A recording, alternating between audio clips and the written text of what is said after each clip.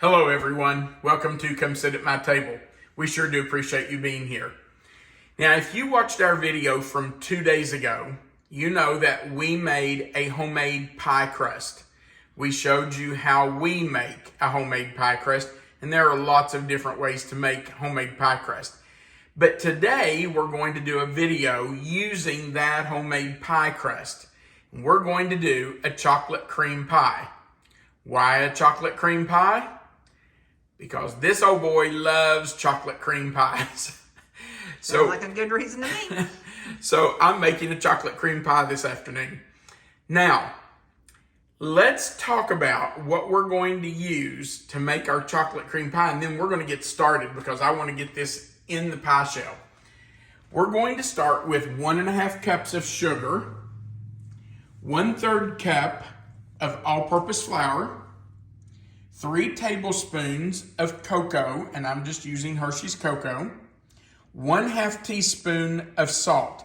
Now those 4 things we're going to put in a saucepan together and whisk them together, and then we're going to add our liquid ingredients, which are 1.5 cups of water, 1 12-ounce can of Carnation evaporated milk, 5 egg yolks. Now, I know there's only 2 eggs there, but you can see that back here, we have already separated 3 of them, and we have the egg yolks there and the egg whites there. So I've got to separate those 2.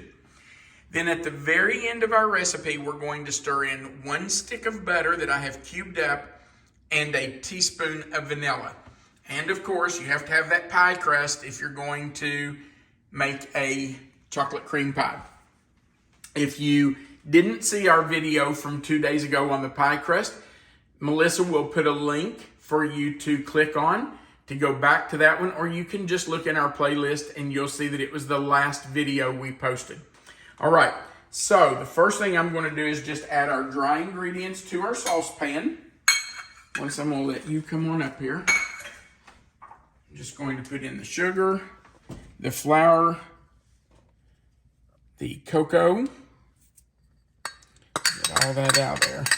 I want every bit of that. And our 1/2 teaspoon of salt. All right. And we're just going to whisk that together. You want to make sure you break up any lumps of cocoa, any lumps in your sugar or your flour. And the best way to do that is just to stir it together. Stirring it, whisking it together helps to break up those lumps. Gets everything incorporated so you don't have any big pockets of one ingredient. And there's a piece of something. That's sugar. It wouldn't break up, so I broke it up. All right. Now, before we add our liquid ingredients, I need to finish separating these eggs. So, let's do that. I found this handy dandy little gadget last winter when we were in Florida, and I really like this thing. You just put your egg in there. Well, somebody moved my bucket on me. I forgot about that. We needed 2 more. I moved the compost. This little gadget hooks onto the side of your glass and separates your eggs. So you can just put your egg yolks in one and your egg whites in another, and then it just hooks right back onto the side of that glass. Pretty cool. Okay, so we've separated all 5 eggs now. We'll put our egg yolks. Get that white off there. Well, there we go. So let's put our last egg yolk in with the yolks and put our whites in there. And I think we're going to use those egg whites tomorrow morning to make an egg white omelet. So we'll just cover those up, and those will go to the refrigerator in a few minutes. Now, we need to whisk in our liquid ingredients. So we're going to take our water. Melissa, do you want to come on up here? We'll take our water and our milk and add those in. I meant to ask you, do you have to whisk the eggs before you put them in? You should.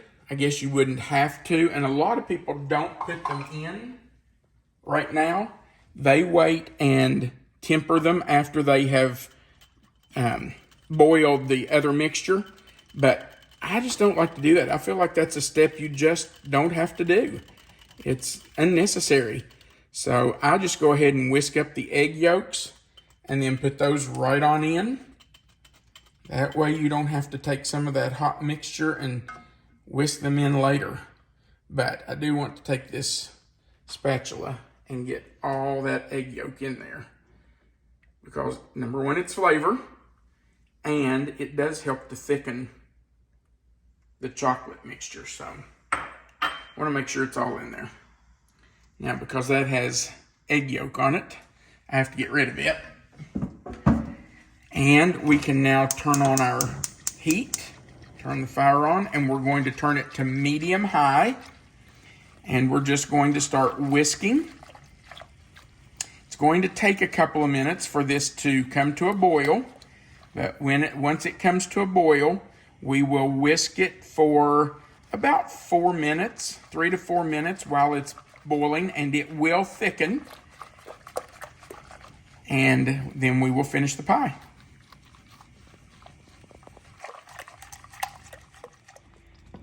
Our chocolate mixture has started to come to a boil, and I have reduced the heat to medium, kind of medium-low. And we're going to let it cook for just a minute or two, maybe 2 minutes, and let it thicken.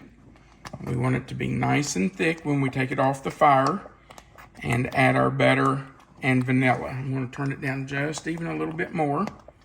I know we talked about my grandmother when we did the pie crust. Yeah. This makes me realize how hard she worked. Goodness gracious, Oh my I goodness. can't imagine. I can't imagine making 50 to 75 pies a day. I know. Do you know what flavors she made? I think that from what I remember my parents talking about, she was chocolate, she made lemon, butterscotch, and coconut. I know I've heard your dad talk about her coconut pies, her coconut cream pies. So, yeah, I'm sure she made coconut cream. I remember him talking about it. Okay, so that has thickened pretty well. I've got it turned all the way to low now. And I just want to make sure that we have it all stirred together. Man, that looks good, doesn't it? It does look good. It smells wonderful. Wish I hadn't been so young back in the days of them working at the White Flash. Yeah, the restaurant was called the White Flash, and you're not going to believe this, but it is still there. That restaurant is still there, and it is still operating under new management, of course, because Melissa's grandparents are sadly gone. But it is still right there in Jackson, Kentucky, in Breathitt County, and operates, I don't know, probably 5 or 6 days a week. So it's a cool little restaurant. It's not a big restaurant. It's a little place, isn't it, babe? It is. I was so young then that my memories of it are very limited. I don't believe they even have tables, do they? They have a bar, like a Like a a counter counter, bar. yeah. Yes. Not a bar, like a drinking no, bar. yeah. Just They have like a counter where you can come in, sit on a stool, and order a hamburger or hot dog and something to drink, a Coke or a... And back in the day, some pretty good pies. Yeah, I wish I'd had some. That's one of my regrets. I did not know Melissa's dad's parents. I did know her mom's parents, but not her dad's. And I regret that. Yeah. Okay, so the butter's in and 1 teaspoon of vanilla. Now we're just going to stir that in until that butter is melted and incorporated. Yeah, I cannot imagine making... Now, I remember your dad talking about her making the pie crust the night before and then getting up the next morning, and she would have huge pots, big, like, I don't know, great big pots that she would make the filling in and dip it out. And I can remember him telling me about the big dipper that she would use to dip those out into the pie shells. I don't know. they had to have some pretty elaborate method of transporting all those, I would think. Yeah. I don't know. Yeah, because she made them at home and then took them to the restaurant. And then, you know, like I said, I don't really have many memories of them with the restaurant, but the memories I have of my dad's parents are that she, on top of after cooking all week, she had a big Sunday dinner at her house. That's what I remember. Yeah, it thought probably that was enough cooking, but it was probably no big deal for her. They just were a different breed, weren't they? yeah. My grandmother was the same way. It was nothing for her to throw a meal together, and I'm sure your grandmother didn't think a thing about it. Okay, we have to let this sit here and cool for probably 30 minutes or so. And once it has cooled, we will move it into the pie crust and finish the pie. It's only been 20 minutes, and I can't wait any longer. I need to get this in the refrigerator because I need a piece of this today. So, I'm just going to scrape this out into our pie crust. I was going to volunteer to share licking the bowl with you, but looks like it's coming out pretty cleanly. I'll leave some in there for you. I left you a little bit because I know you like to lick the bowl. So, there we go. It smells so good, doesn't it? Boy, it does. It smells delicious. I love this pie. Okay, now that has, and I left some on the spatula for you too. Okay, that has to cool completely. Then we're going to move it to the refrigerator and chill it completely before we can cut it. So it's going to be a while. But eventually it will be cool enough and we will cut it. Our pie has been in the refrigerator for several hours and it has set up beautifully. You can see how nice it is. We have taken out a piece and just added a little bit of whipping cream to the top and dusted it with some cocoa. And now it's ready to eat. One thing I did want to tell you is that if you want, after you get the pie in the shell and ready, you can cover it with some plastic wrap.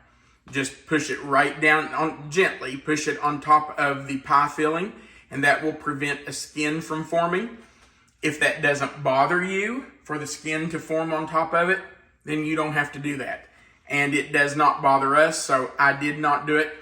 I think for presentation purposes, it looks better if you don't put the plastic wrap on top, because when you pull that plastic wrap off, it is going to pull some of the filling off with it. So I think it just makes a nicer look to the pie if you don't put it on there. But if that skin forming on top bothers you, then add some plastic wrap. Babe, you gonna take the first bite? I would love to. All right, there you go. That's fabulous.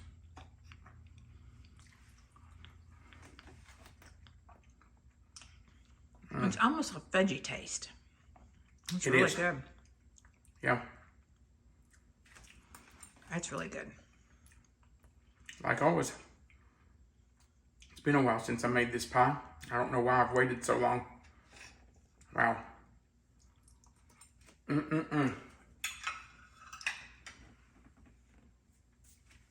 That's delicious. I hope you'll give this a try. If you don't want to make the homemade crust, I understand. Use a store-bought crust. It's fine. I'm not going to shame you for doing that because I do that myself. But if you have some time and want to try a crust, this one's pretty easy to do. So give it a try. If not, buy a store-bought crust and at least try the chocolate filling. It's really simple to do. Thank you so much for watching our video. We do appreciate it. Remember that right under this video where you see the description box, if you'll click the title of this recipe, that box will expand. Melissa always puts the written recipe right there for you, and our contact information is under that. We would appreciate you clicking the like button, the share button, and the subscribe button if you haven't clicked it before. And remember, there's a place below the video where you can add a comment, and we do love hearing from you. So feel free to leave us a comment. We enjoy those. Thanks again for watching our video. we want you to remember that you are always welcome to come sit at my table. Have a great day.